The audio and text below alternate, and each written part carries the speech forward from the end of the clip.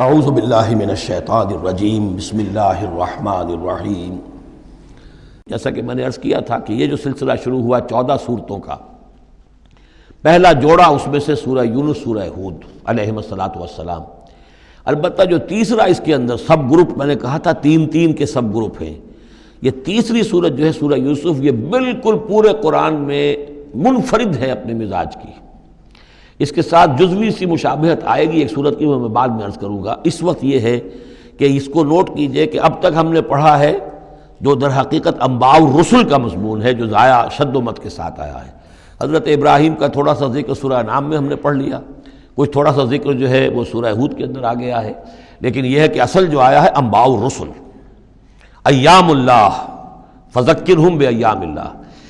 یہ قصص النبیین کے اعتبار سے یہ منفرد صورت ہے، پوری صورت ایک نبی کے حالات پر مشتمل۔ قرآن مجید میں اس کی کوئی اور مثال نہیں۔ پھر یہ کہ اس میں وہ رنگ ہے ہی نہیں کہ حضرت یوسف علیہ السلام نے یہ دعویٰ کیا ہو کہ میں رسول ہوں، مجھے مانو، میری اطاعت کرو، اور وہاں کی جو قوم تھی اور بادشاہ جو تھا اس سے کوئی تعاون نہ کیا ہو، کچھ نہیں، وہ انداز ہی نہیں مانو گے تو عذاب آئے گا، کچھ نہیں۔ تو نبی میں اور رسول میں جو فرق ہوتا ہے وہ بھی آپ کنٹراسٹ اچھی طرح سمجھ لیجئے۔ حضرت یوسف نبی تھے، رسول نہیں تھے۔ رسول بنا کر جسے بھیج دیا جاتا تھا وہ تو پہلے کہتا تھا مجھے مانو، میری اطاعت کرو، ان اعبدوا اللہ واطیعون، اللہ کی بندگی کرو، میری اطاعت کرو، اللہ اللہ اور خیر صلی اللہ، اس کے بعد اگلی بات ہوگی۔ لیکن نبی کا معاملہ یہ نہیں ہوتا۔ نبی جیسے کہ مصلح ہوتے ہیں، نیک لوگ ہوتے ہیں، اولیاء اللہ ہوتے ہیں، خاص اللہ تعالیٰ کے برگزیدہ بندے ہوتے ہیں۔ اب ظاہر بات ہے کہ ایسے بھی ہوتے ہیں جیسے ہماری اس امت کے اندر حضور کے بعد کتنے ہیں اولیاء اللہ پیدا ہوئے ہیں، اونچی شخصیتیں، کیونکہ وحی کا دروازہ بند ہو چکا ہے، نبی ان میں سے کوئی نہیں ہے۔ لیکن انبیاء بنی اسرائیل جو ہیں وہ گویا کہ اولیاء اللہ ہی تھے زیادہ تر، لیکن ان پر وحی بھی آتی تھی، وہ تسلسل جو ہے وحی کا چل رہا تھا۔ لیکن رسول وہی تھے کہ جنہیں تعین کے ساتھ کسی قوم کی طرف بھیج دیا جائے۔ حضرت یوسف کے جو یہ واقعات یہاں آ رہے ہیں اس تفصیل کے ساتھ، اور پوری صورت نازل ہوئی ہے، اس کا ایک سبب ہے۔ میں نے آپ سے عرض کیا تھا کہ یہ جو آخری دور تھا مکی، آپ کے قیام مکہ کے دور کا، زمانے کا، تو اس میں یہ کہ چیزیں پہنچ چکی تھی مدینے میں بھی خبریں، اور مدینے میں اہل کتاب کے یہود کے کان کھڑے ہو گئے تھے۔ اب انہیں تو امید تھی، منتظر تھے، نبوت تو آخری ظاہر ہونے والی ہے، لیکن سمجھتے تھے ہم میں سے ہوگا۔ یہاں بات بالکل جو ہے وہ تلپٹ ہو رہی ہے، لہذا وہ اب کچھ نہ کچھ شوشے چھوڑتے رہتے تھے اور انہیں کہتے تھے اپنے پیغامات کے ذریعے سے کہ اچھا تمہارے ہاں سنا کسی نے نبوت کا دعویٰ کیا ہے، اچھا تو اس سے یہ سوال پوچھو کہ یہ ابراہیم تو آباد تھے فلسطین میں، یہ جو یہودی بنی اسرائیل ہے یہ مصر میں کیسے پہنچ گئے، جو وہاں سے پھر حضرت موسیٰ ان کو نکال کر لے کر آئے، لیکن کیسے پہنچے، پہنچنے کا سبب کیا تھا، کیا ماجرا تھا؟ یہ اب تاریخ کا ایک سوال تھا جو انہوں نے کر دیا۔ اس کے جواب میں اللہ تعالیٰ نے یہ صورت نازل فرما دی، اور اس قدر خوبصورت انداز میں نازل کی ہے۔ اور میں آپ کو ایک اور بات بھی بتا دوں کہ میرا قرآن مجید کے ساتھ جو معنوی تعارف ہوا ہے پہلی مرتبہ صحیح معنی میں، وہ اسی سورہ یوسف کے حوالے سے ہے، اور سورہ یوسف کی تفہیم القرآن مولانا مودودی کی۔ 1947 میں میں میٹرک کا امتحان دے چکا تھا، ہمارا رزلٹ بھی آ چکا تھا، لیکن یہ کہ اس کے بعد وہ فسادات کیا قتل عام شروع ہوا مسلمانوں کا مشرقی پنجاب میں۔ میں حصار میں تھا، تو حصار اس شہر کا نام تھا، لیکن ہم اس میں محصور بھی ہو گئے۔ تقریباً 1.5 مہینہ ہم نے مورچے بنا لیے اور اپنی حفاظت کرتے رہے۔ اس دوران میں ظاہر بات ہے کرنے کا کوئی اور کام تھا، وہ تو جو بھی مورچوں پر جن کی ڈیوٹی ہے وہ مورچوں پر کھڑے ہیں، باقی کوئی کام نہیں۔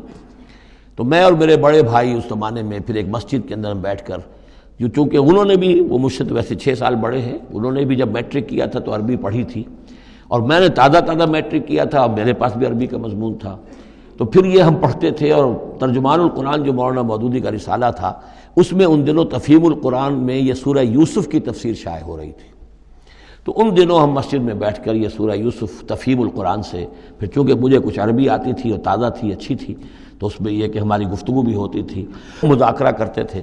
تو اس طریقے سے جو پہلا بیرا، اس سے پہلے بھی بہرحال یہ کہ قرآن ہے، اللہ کا کلام ہے، اللہ کی کتاب ہے، ہمارا اس پر ایمان ہے، کچھ اس کو سمجھنا، کچھ پڑھنا، یہ تو تھا، لیکن جو ایک معنوی ایک ربط قائم ہوا، ذہنی رشتہ ہے، قلبی رشتہ، وہ در حقیقت سورہ یوسف اور سورہ یوسف کی بھی وہ تشریح و تعبیر کے جو مولانا مودودی نے تفہیم القرآن میں کی۔ بسم اللہ الرحمن الرحیم، الف لام را، تلک آیات الکتاب المبین، یہ ایک روشن آیات کی کتاب کی آیات ہیں۔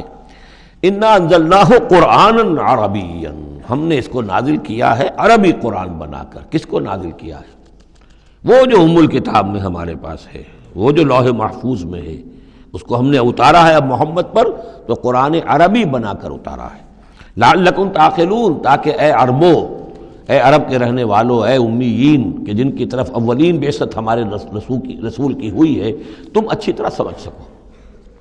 نحن نقص علیک احسن القصص، اے نبی ہم آپ پر بیان کرنے لگے ہیں بہترین بیان۔ یہ قصص نہیں ہے، قصص ہوتا قاف کے زیر کے ساتھ تو قصے کی جمع ہوتا، کہ بہترین قصہ ہم آپ کو سنا رہے ہیں، نہیں، احسن القصص، قصص جو ہے یہ یہاں پر یہ مصدر ہے، بہترین بیان، ہم آپ کے سامنے بہترین بیان پیش کر رہے ہیں، بما اوحینا الیک ھذا القرآن، اس قرآن کے ساتھ جو ہم نے آپ کی طرف وحی کیا ہے۔ وَإِن كُنتَ مِن قَبْلِهِ لَمِنَ الْغَافِلِينَ، اور یقیناً آپ اس سے پہلے، اس قرآن میں اس قصے کے آنے سے پہلے، قرآن میں اس بیان کی آمد سے پہلے، وحی سے پہلے آپ یقیناً بالکل ناواقف تھے، غافل تھے، آپ کو کچھ معلوم نہیں تھا کہ یہ حضرت یوسف کیسے وہاں پہنچے اور بنی اسرائیل کیسے پہنچ گئے۔ اس قال یوسف لابیہ، حضرت یعقوب علیہ السلام کی ایک تو بڑی بیوی تھی، ان سے 10 بیٹے تھے، بڑے تھے، جوان تھے، پھر ایک چھوٹی بیوی تھی، ان سے یہ 2 بیٹے تھے، یوسف بڑے ان میں سے اور بنیامین چھوٹے، 12 بیٹے تھے ان کے یہ۔ اس قال یوسف لابیہ، یاد کرو جب کہ کہا تھا یوسف نے اپنے والد سے، حضرت یعقوب سے، یا ابت، ابا جان، انی رأیت 11 کوکبا، میں نے دیکھا ہے 11 ستارے، والشمس والقمر، اور سورج اور چاند، رأیتہم لی ساجدین، کہ وہ مجھے سجدہ کر رہے ہیں، میرے سامنے جو ہے سجدے میں ہیں۔ قال یا بنی لا تقصص رؤیاک علی اخوتک، حضرت یعقوب علیہ السلام نے اس بات کو سمجھ لیا کہ یہ 11 بھائی اور یہ میں ماں باپ، ہمارا کوئی خاص معاملہ ہونے والا اس بیٹے کے ساتھ، اور اللہ تعالیٰ اس بیٹے کی کوئی خاص فضیلت ظاہر کرنے والا ہے، لہذا فرمایا کہ یہ اپنا بیان لا تقصص رؤیاک علی اخوتک، اپنے بھائیوں کے سامنے بیان نہ کر دینا، فیکیدوا لک کیدا، تو وہ تمہارے خلاف کو سازش کریں گے، اس لیے کہ ان میں پھر حسد کی آگ بھڑک اٹھے گی، اور وہ سوچیں گے کہ اللہ تعالیٰ نے یہ فضیلت اگر کوئی رکھی تو ہماری بجائے وہ اس یوسف کے لیے رکھی ہے، تو اس سے کہ تمہیں کوئی غضب پہنچ جائے گا۔ ان شیطان للانسان عدو مبین، یقیناً شیطان تو انسان کا کھلا دشمن ہے ہی۔ وَكَذَلِكَ يَجْتَبِيكَ رَبُّكَ وَيُعَلِّمُكَ مِن تَأْوِيلِ الْأَحَادِيثِ، اور اسی طریقے سے تمہارا رب جو ہے تمہیں پسند کر لے گا، چن لے گا، یعنی نبوت کے لیے اب معلوم ہوتا ہے کہ میرے بیٹوں میں سے اللہ نے تمہیں چن لیا ہے، یہ معلوم ہوتا ہے۔ كَذَلِكَ يَجْتَبِيكَ رَبُّكَ، اسی طرح اللہ چن لے گا، برگزیدہ کرے گا تجھے۔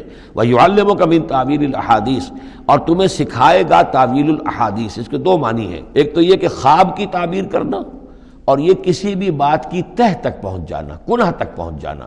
تو عام اگر لیں گے تو کسی بھی بات، معاملہ فہمی جسے ہم کہتے ہیں، جز رسی، کسی چیز کے جو ہے اجزاء تک انسان پہنچ جائے، نگاہ دور تک چلی جائے، وہ بھی، اور یہ کہ اس کو تعویل الاحادیث جو ہے یہ خاص طور پر خوابوں کے لیے بھی ہے۔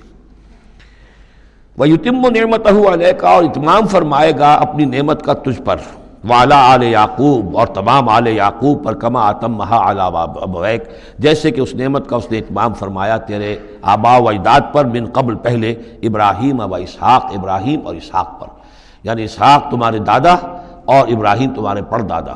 اپنا نام انہوں نے نہیں لیا، ظاہر بات ہے کہ وہ خود اپنا ذکر کیسے کرتے۔